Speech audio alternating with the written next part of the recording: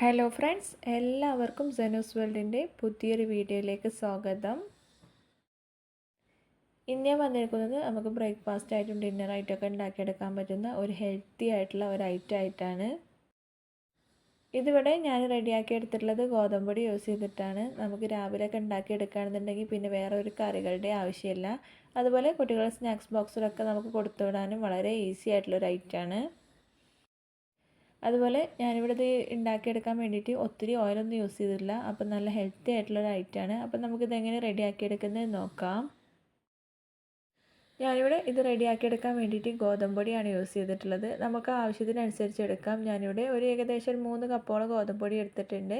എന്നിട്ട് അതിലേക്ക് ഒരു 2 ടീസ്പൂണോളം ഓയിൽ ചേർത്ത് കൊടുത്തിട്ടുണ്ട്. ഞാനിവിടെ സൺഫ്ലവർ ഓയിലാണ് ചേർത്ത് കൊടുത്തിട്ട്. എന്നിട്ട് ഇതുപോലെ കൈ വെച്ച് നല്ല പോലെ തന്നെ ഒന്ന് മിക്സ് ആക്കി എടുക്കണം.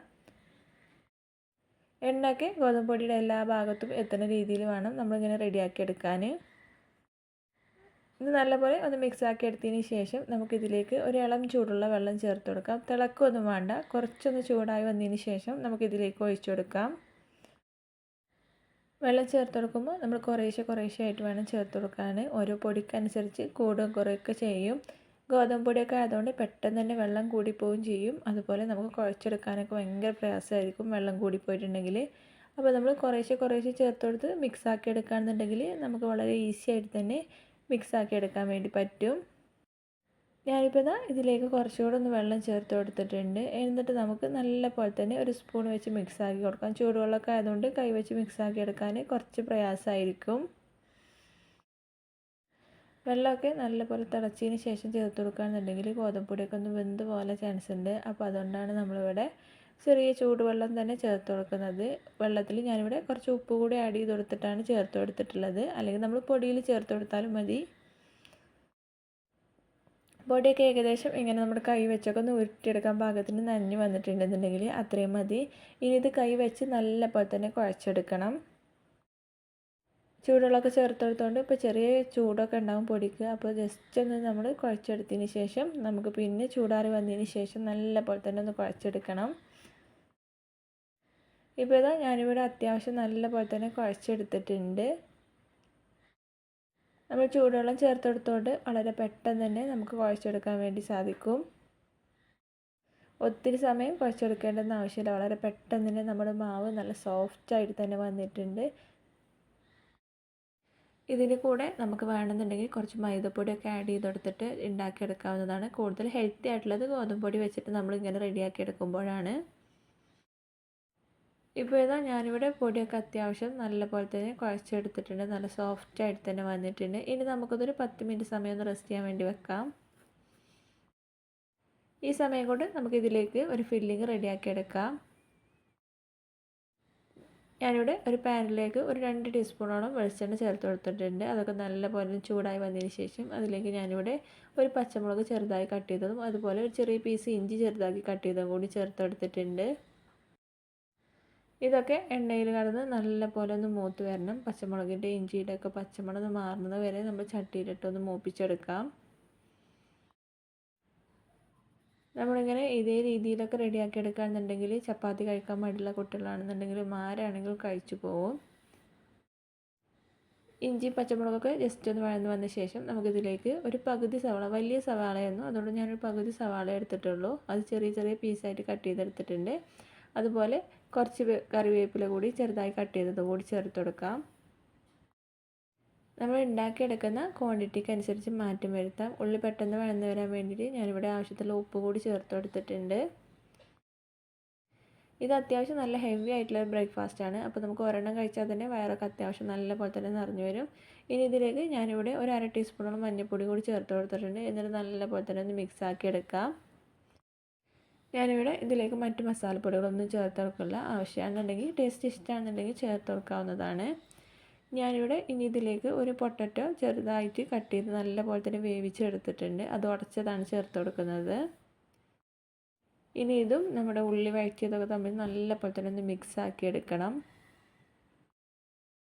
ഞാനിവിടെ ഉരുളക്കിഴങ്ങ് വേവിച്ചെടുത്ത സമയത്ത് ഉപ്പൊന്നും ചേർത്ത് കൊടുത്തിട്ടില്ല. നമ്മളപ്പോൾ അതിനൊക്കെ ആവശ്യത്തിലുള്ള ഉപ്പ് നമ്മൾ ഈ ഉള്ളി വഴറ്റുന്ന സമയത്ത് ചേർത്ത് കൊടുക്കുകയാണെന്നുണ്ടെങ്കിൽ എല്ലായിടത്തും എത്തി നല്ല പോലെ മിക്സായി കിട്ടും. ഇപ്പോൾ ഇതാ ഞാനിവിടെ നല്ലപോലെ ഒന്ന് മിക്സാക്കി എടുത്തിട്ടുണ്ട്. നമ്മൾ കുട്ടികൾക്കൊക്കെ ഇതേ രീതിയിൽ ഉണ്ടാക്കി കൊടുക്കുകയാണെന്നുണ്ടെങ്കിൽ അവർക്കൊക്കെ ഒത്തിരി ഇഷ്ടമാവും. ഇതിൻ്റെ കൂടെ നമുക്ക് വേണമെന്നുണ്ടെങ്കിൽ ക്യാരറ്റോ ബീട്രൂട്ടോ ഒക്കെ ചേർത്ത് കൊടുക്കാവുന്നതാണ്.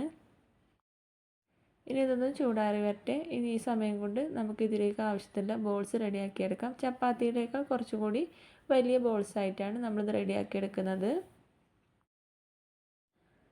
ഇതേ സൈസിലുള്ള ബോൾസ് ആയിട്ട് വേണം റെഡിയാക്കി എടുക്കാൻ. ഏകദേശം ഒരു 2 ചപ്പാത്തി നമ്മൾ റെഡിയാക്കി എടുക്കുന്ന അതേ രീതിയിലാണ് ഞാനിവിടെ ബോൾസൊക്കെ റെഡിയാക്കി എടുത്തിട്ടുള്ളത്. ഇപ്പോൾ ഇതാ ഞാനിവിടെ ഇങ്ങനെ ഓരോ ബോൾസ് റെഡിയാക്കി എടുത്തിട്ടുണ്ട്. നല്ല സോഫ്റ്റ് ആയിട്ടുള്ള മാവാണ്.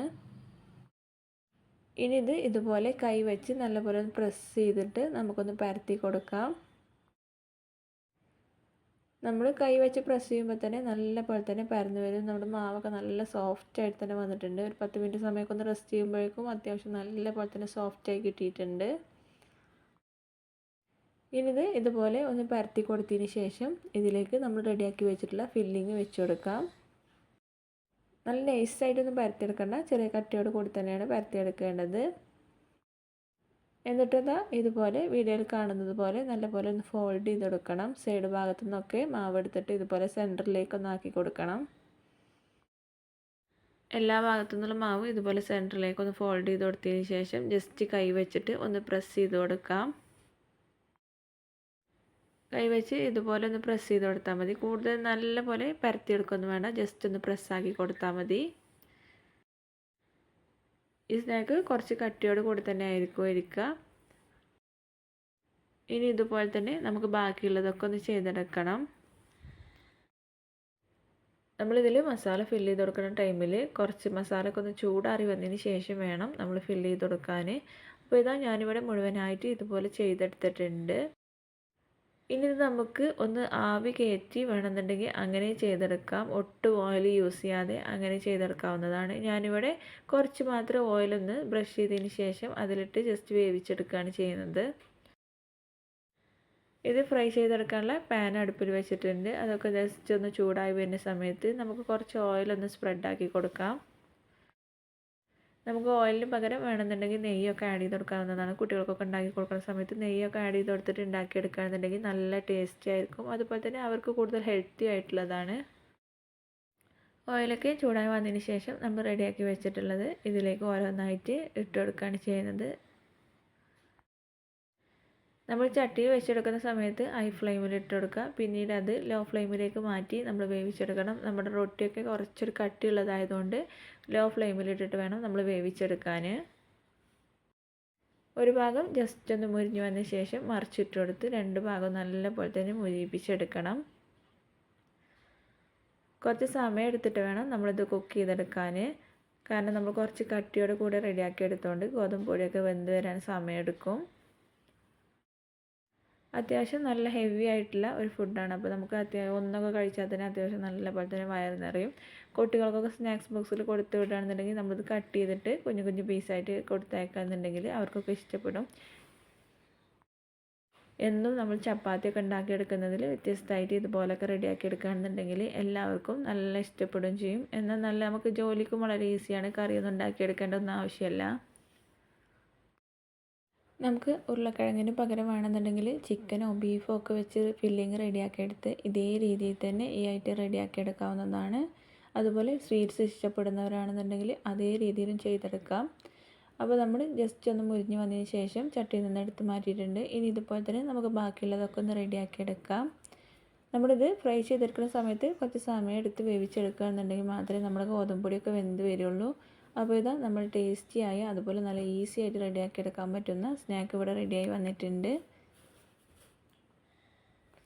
ഇതുവരെ ഇങ്ങനെ ഒന്ന് ട്രൈ ചെയ്ത് നോക്കാത്തവരാണെന്നുണ്ടെങ്കിൽ എന്തായാലും ഒന്ന് ട്രൈ ചെയ്ത് നോക്കണം. നല്ല അടിപൊളി ടേസ്റ്റാണ്. അതുപോലെ നമുക്ക് ജോലിക്ക് ഈസിയാണ്.